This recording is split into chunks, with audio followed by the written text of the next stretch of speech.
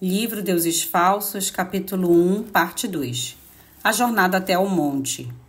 Embora a ordem fosse compreensível, isso não a tornara menos terrível. Abraão deparou com a questão suprema. Deus é santo. Nosso pecado significa que a vida de Isaque será tomada. No entanto, ele também é um Deus de graça.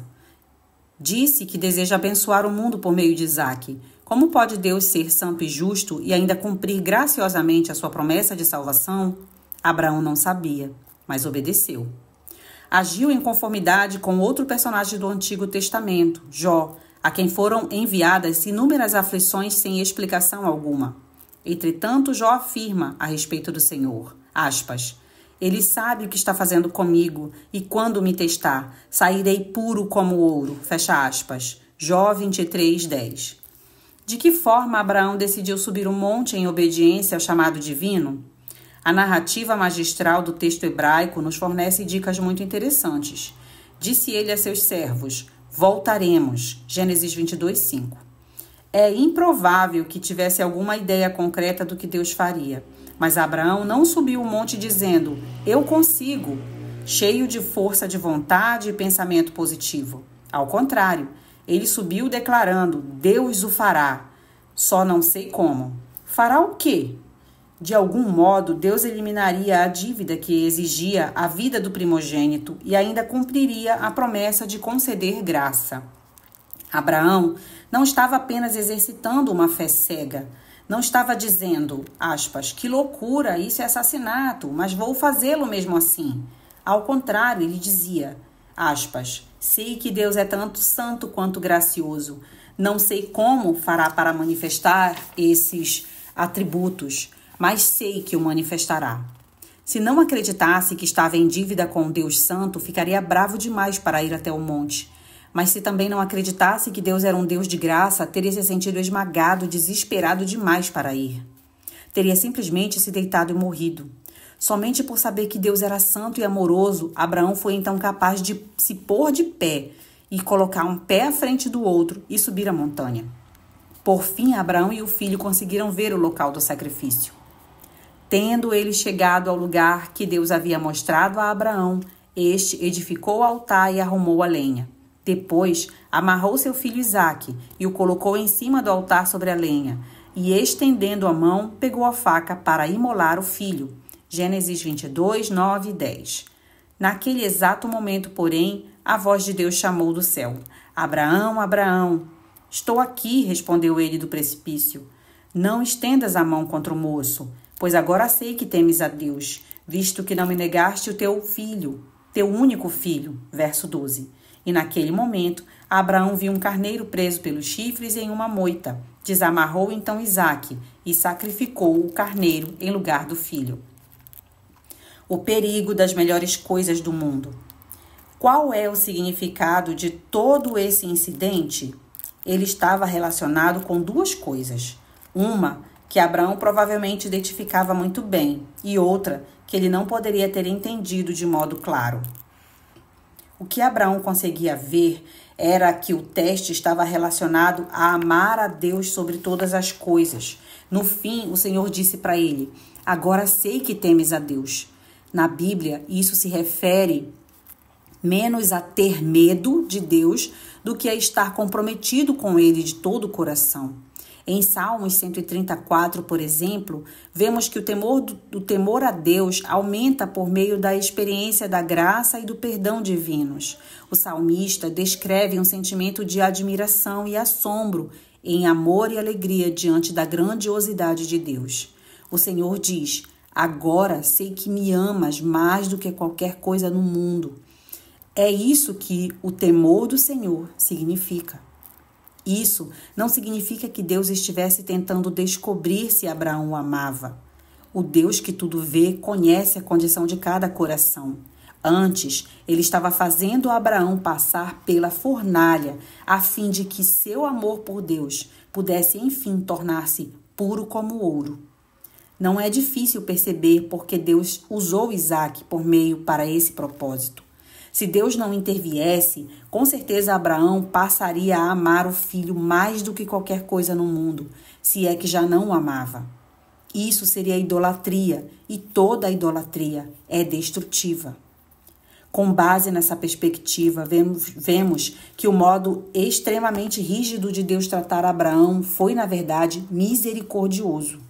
Isaque havia sido um presente maravilhoso para o pai, mas não era seguro tê-lo e apegar-se a ele enquanto Abraão não se dispusesse a colocar Deus em primeiro lugar.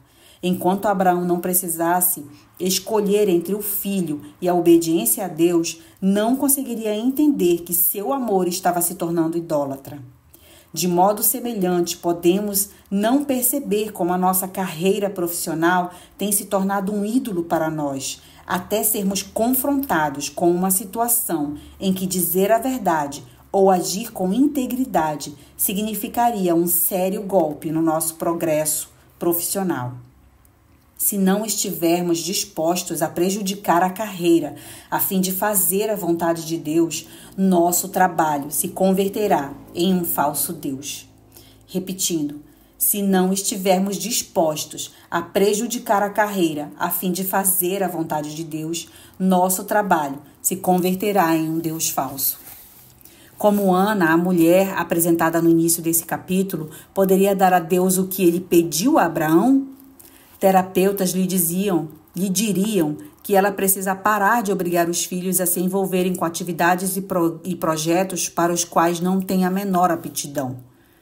Precisa parar de castigá-los emocionalmente pelas notas ruins.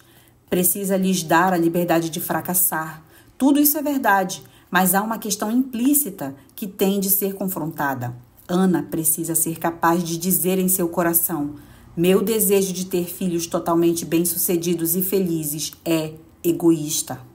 Está relacionado com minha necessidade de me sentir digna e dotada de valor. Se conhecesse de verdade o amor de Deus, então poderia aceitar filhos imperfeitos e não os estaria reprimindo. Repetindo, se conhecesse de verdade o amor de Deus, então poderia aceitar filhos imperfeitos e não os estaria reprimindo. Se o amor de Deus significasse mais para mim do que meus filhos, eu conseguiria amá-los de maneira menos egoísta e mais sincera. Ana precisa colocar seus Isaques no altar e dar a Deus a posição de suprema importância em sua vida. O excesso de controle que Ana exercia sobre os filhos era a relutância em deixar Deus ser Deus, não só na sua vida, como na deles também. Ela não conseguia imaginar que Deus pudesse ter um plano mais sábio que os dela para a vida dos filhos. Planejar uma vida perfeita para eles, sem fracassos ou decepções. Mas isso é um projeto de vida imperfeito, e não a viagem cheia de dificuldades que Deus inevitavelmente planejou para nós. Pessoas que nunca sofrem na vida têm menos empatia pelos outros, pouco conhecimento dos próprios defeitos e limitações, nenhuma resistência diante da privação e expectativas irreais para a vida. Repetindo, pessoas que nunca sofreram na vida têm menos empatia pelos outros, pouco conhecimento dos próprios defeitos e limitações, nenhuma resistência diante da privação e expectativas irreais da vida. Como o livro de Hebreus, no Novo Testamento, afirma, todo aquele a quem Deus ama passa por dificuldades. Hebreus 12, 1, 8. O êxito e o amor dos filhos de Ana têm sido mais importantes para a autoimagem dela que para a glória e o amor de Deus. Embora ela acredite em Deus com a mente, a mais profunda satisfação do seu coração vem de ouvir o filho dizer: "Ó, mamãe, eu devo tudo à senhora." Infelizmente, talvez ela jamais ouça as palavras que mais anseia, pois sua necessidade excessiva de aprovação dos filhos está afastando aqueles a quem ela mais ama.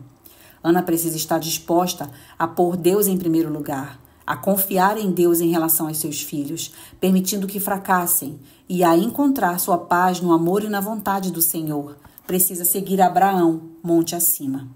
Abraão realizou aquela jornada e só depois disso pôde amar Isaque do modo adequado e com sabedoria. Se Isaque tivesse se tornado a principal esperança e alegria da vida do pai, ou Abraão exageraria ao discipliná-lo por achar necessário que o filho se mostrasse perfeito, ou não o disciplinaria o suficiente, por não conseguir suportar o descontentamento do filho. Ou as duas coisas. Ele o minaria, mas também seria excessivamente bravo e cruel, talvez até violento, quando o filho decepcionasse. Por quê? Os ídolos escravizam. O amor e o sucesso de Isaac se tornariam a única identidade e alegria de Abraão. Ele viveria bravo, ansioso e deprimido em excesso se Isaac, em algum momento, deixasse de obedecê-lo ou amá-lo. E Isaac fracassaria, uma vez que não há filho capaz de sustentar o peso total da natureza divina. As expectativas de Abraão o afastariam ou distorceriam e desfigurariam seu espírito. Portanto, a caminhada angustiante de Abraão para o alto do monte foi a etapa final de uma longa jornada em que Deus o transformava de homem medíocre em um dos maiores personagens da história. As três grandes religiões monoteístas do mundo atual, o judaísmo, o islamismo e o cristianismo, consideram-no seu fundador. Mais de metade das pessoas do mundo todo chamam Abraão de pai espiritual. Isso jamais aconteceria se Deus não tivesse lidado com o ídolo do coração de Abraão. O substituto.